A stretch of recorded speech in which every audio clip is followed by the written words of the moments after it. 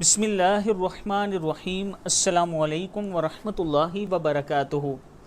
شام کے اذکار: اللہم عالم الغیب والشہادۃ فاطر السماوات والارض رب کل شیء وملیک اشہد ان لا الہ الا انت اعوذ بک من شر نفسی ومن شر الشیطان وشرکہ وان اقترف علی نفسی سوءا او اجرہ الی مسلم۔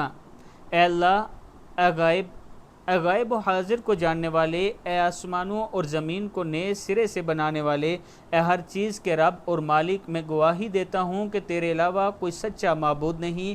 میں اپنے نفس کے شر، شیطان کے شر اور اس کے شرک سے تیری پناہ میں آتا ہوں، اور اس بات سے تیری پناہ میں آتا ہوں کہ میں اپنے نفس پر برائی کا ارتکاب کروں یا کسی مسلمان کی طرف سے اسے کھینچ کر لاؤں۔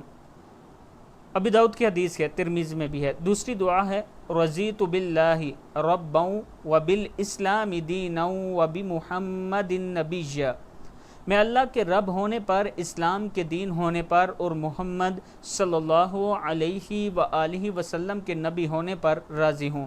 کتاب کا حوالہ یہ نیچے موجود ہے، یہ بھی آپ دیکھ سکتے ہیں۔